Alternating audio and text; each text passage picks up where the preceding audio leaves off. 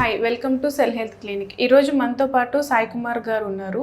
ఈయన మన దగ్గరికి 2 months బ్యాక్న వచ్చారు. ఈయన ఇక్కడికి రావడానికి గల మెయిన్ రీజన్స్ వెయిట్ లాస్ కోసం వచ్చారు.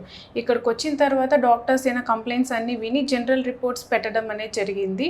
ఆయన జనరల్ రిపోర్ట్స్ చేయించుకొని వచ్చిన తర్వాత ఆయనకు కొంచెం విటమిన్స్ డెఫిషియన్సీ ఇంకా TSH ఫ్లక్చువేషన్స్ ఉండింది. TSH 4.9 అలా కొంచెం హయ్యర్ లెవెల్స్లో ఉండింది. 2 months ఈయన డైట్తో పాటు సప్లిమెంట్స్ కూడా యూజ్ చేశారు. ఇప్పుడు 2 months తర్వాత ఆయన 15 kgs రెడ్యూస్ అయ్యారు. 129 నుంచి 114కి వెయిట్ లాస్ అవ్వడం జరిగింది. ప్లస్ TSH కూడా 4.9 నుంచి 2.8కి డౌన్ అయిపోయింది.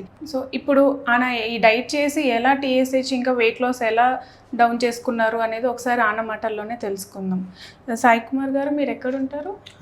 హైదరాబాద్. ఇక్కడ క్లినిక్ గురించి మీకు ఎలా తెలిసింది? మా ఫ్రెండ్స్ సజెస్ట్ చేస్తారు. సో ఇక్కడ ఫస్ట్ మీరు ఇక్కడికి వచ్చి ఇలా చెకప్ చేయించుకొని డైట్ అండ్ సప్లిమెంట్స్ కూడా తీసుకున్న తర్వాత డైట్ స్టార్ట్ చేశాక కొన్ని కాంప్లికేషన్స్ అలా కొన్ని ఉంటుంది కదా, డైట్ చేసేటప్పుడు మీకు అలా ఏమైనా ఫేస్ చేశారా? కాంప్లికేషన్ అంటే పెద్దగా ఏం రాలే కానీ మ్యామ్, ఇలా డైట్ చేసినప్పుడు కొంచెం అన్ఈజీగా ఉండేది. బట్ 1 week తర్వాత ఇట్స్ ఓకే.